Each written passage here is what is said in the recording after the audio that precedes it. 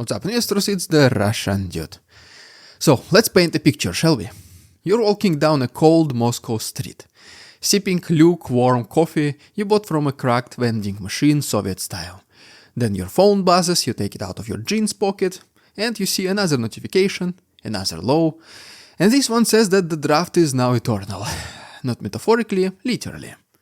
No more spring and fall conscription seasons. No more knowing when to disappear to grandma's dacha. Now, every single day is a draft day. Year-round. Around the clock. No breaks, no holidays, no wait till April. Just constant creeping pressure that you might be the next body in a uniform. And the best part about all of it, or the worst if you're an actual Russian man living in Russia, they're not even pretending it's about national security anymore. No threats from NATO, no screams about biolabs in Kiev, just boring bureaucratic jargon backed by a mysterious unpublished presidential decree no one ever seen in their lives. A piece of paper nobody's seen, but everyone is expected to obey.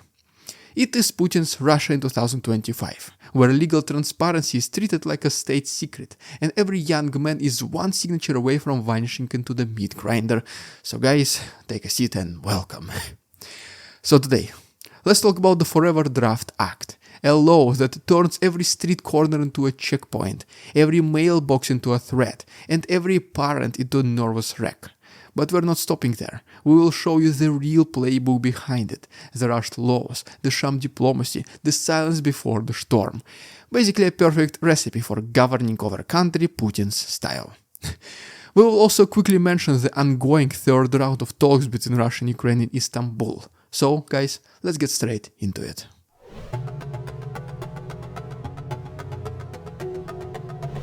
Let's rewind for a second. The old Russian conscription model had two windows, spring and fall. Sure, they were terrifying, chaotic, and often brutal, but they were at least predictable. You knew when to be alert. You knew when your phone might ping with a digital draft notice. You knew when it was your smartest time to lose your passport or develop a sudden allergy to government mail. And just how happy were your babushkas and dedushkas because it was finally the time for your twice per year visit. But with Kartapolov's new bill, all that is gone. The only thing you can count now on is uncertainty. The state does not want to recruit more effectively, it wants to recruit silently, with no big announcements, no telltale calendar dates, just a constant background hum of anxiety, and maybe an occasional knock on your door. Announcing partial mobilization is a huge event in Russia. Putin can no longer afford it.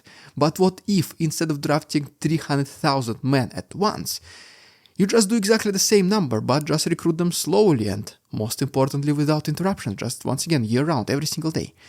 That is the thinking behind this new so-called law.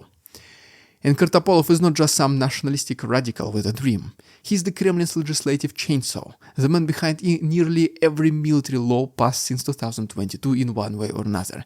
If he is writing it, it is good as done.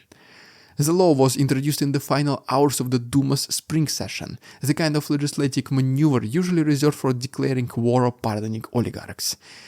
Well, there is no debate, no news, no warning, just the announcement, click of a button, everyone in favor, 100% of yes votes, and just like this, welcome to the new normal.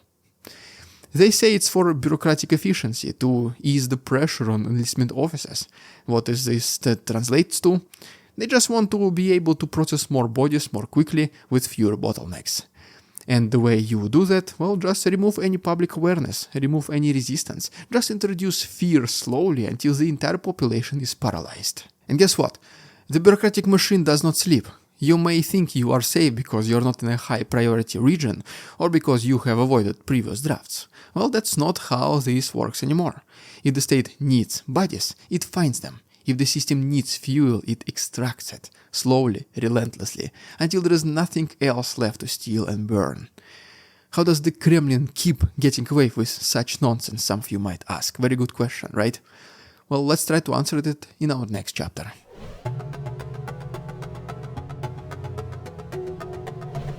Imagine you're a young guy in Tomsk. You have managed to avoid the last two waves of mobilization, you've got your deferment, you're in university, you've followed every single damn rule. But now, none of that matters. Because at any moment someone in uniform could just tap you on the shoulder on the street, hand you a piece of paper, and just like this your entire life evaporates. This is what the new law achieves. It breaks the psychological contract between state and a citizen. Before, there was at least an illusion of order, of process. Now it's all fog, all shadow. And if you dare to complain, they'll remind you of Kartapolov's second proposal, that failure to register with the military enlistment office could get your citizenship revoked. That's right, simple as that.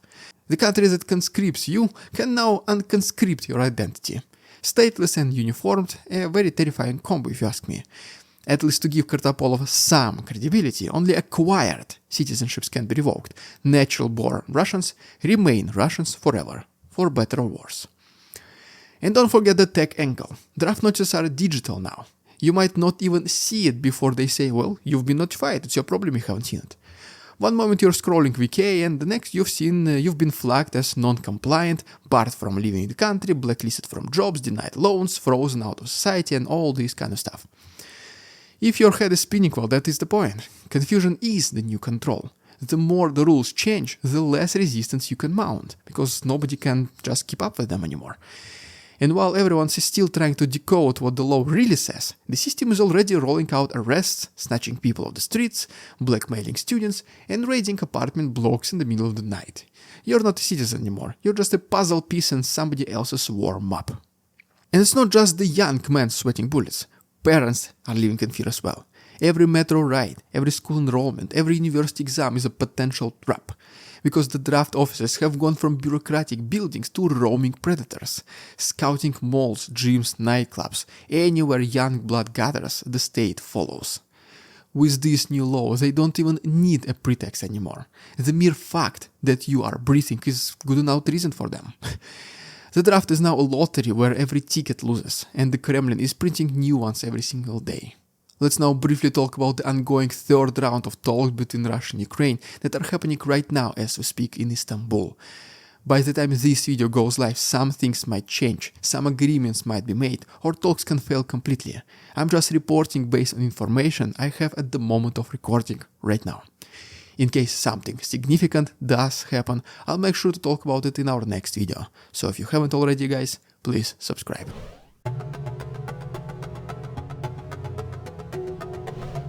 Now let's pivot to the international stage, where the illusion gets even thicker. Istanbul, July 23rd. The third round of Ukraine-Russia negotiations begin. You'd think this might be a moment for hope, right? Well, unfortunately, think again. This is the diplomatic version of a rigged casino. All smoke, no mirrors. Zelensky sends his best team, Umerov, Yermak, foreign ministry veterans, military intelligence, everyone. They've got goals. Ceasefire, POW exchanges, return of kidnapped children, real, tangible objectives grounded in basic human rights. And who does Russia send? Medinsky. A glorified errand boy for the Kremlin, not a general, not a foreign minister, just a mid-level aide with a smug face and a suitcase full of delay tactics. That's your first red flag. Well, what about the second? Russia still refuses to even entertain a ceasefire unless Ukraine surrenders large parts of land. Peace is not the goal in these negotiations from Russian side. Exhaustion is. They have done this dance before, 2014, 2015, Minsk, Normandy. Promises made, promises broken, ceasefires signed in disappearing ink. Putin's regime does not negotiate, it stalls. It stretches the clock, drags its feet, and distracts the world with fake progress while rebuilding weapon stockpiles and bleeding its own people dry. And then comes the Western twist. Donald Trump throws in his usual grenade, threatening to slap tariffs on Russia unless the war ends in 50 days. It's just theater, just like the talks, just like the draft. A carefully choreographed show designed to make the public feel like something is kinda happening, while behind the scenes Putin's war machine prepares for its next move. What happens in Istanbul will most likely not change anything on the battlefield. But what happens in Russian legislative offices quietly overnight, that's when the next wave of warfare is born. While the West claps for negotiations, the Kremlin sharpens its blades. Sure, things might be different this time, though the hope is very minimal, but you never know, so let's guys wait and see. So far, no big expectations from these talks, at least personally. Let me know down below, guys, in the comments if you think this time anything will be different or not.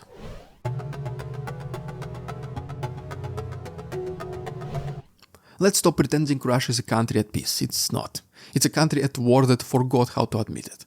It's a war that does not announce itself, doesn't give press conferences, doesn't wave flags. It is just is. And the people, they're not citizens anymore. They have fuel for this war, biomass. Entries in spreadsheet optimized for attrition. When they say enlistment officers are being optimized, they don't mean streamlined like many of us would think. They just mean weaponized. Transformed into 24/7 factories that can chew through bodies without pause. When they say just medical exams, they mean just enough bureaucracy to trick you into a false sense of security before you already realize that, wait a second, why am I being shipped to Ukraine in this truck container? The game is psychological, give people the illusion of choice, and they will not resist as hard. Let them believe there is time between the health check and the front line. Let them cling to the hope that maybe, just maybe, they will be spared. Until it's too late. Until they're already wearing the uniform, holding the gun, and just waiting for a drone strike that doesn't care about dreams and that will come absolutely unexpectedly out of nowhere in the middle of the night. The next minute you know it, you are POW or killed or anything. And what happens when the full mobilization kicks in again? There won't be warnings. No one will be spared because of ignorance. The laws are already in place. The systems are already functional. The silence of today is not peace, it's preparation. And your life, your future, your body, all of it is just on standby for the next state's decision. In Russia, war is no longer an event, it is a lifestyle, a social contract, an expectation that you will either die poor or die for the state. The ones who are supposed to be the leading example, the ones who are supposed to care about the country the most, will never have to go through these sacrifices, no way. Propagandists, authorities, politicians, all of them have a fail-safe escape plan in case things go south fast. Their kids do not study in Russia, their money are mostly out of the country, they have double citizenships or residencies of other countries. Usually it is the captain and the crew that should leave the sinking ship last, giving way to passengers first. But the situation in Putin's Russia resembles rats trying to escape the vessel going under, not thinking about anyone except their own survival. And as long as the boat stays afloat, they feel safe, cautious, but still safe. Well, there you have it, guys. If you haven't done so already, please subscribe to my channel for more videos like this. If you wish to support my work and also see an additional chapter at the end of each episode, it will be uploaded to my Patreon, the link is down below, the best way to support the work we do here on YouTube. Thanks so much for watching, see you tomorrow. We won't succumb to their tricks, the facade they try to sell. Their twisted words and feeble claims are resolve they cannot quell. We see through their lies, their feeble attempts to sway. We do not believe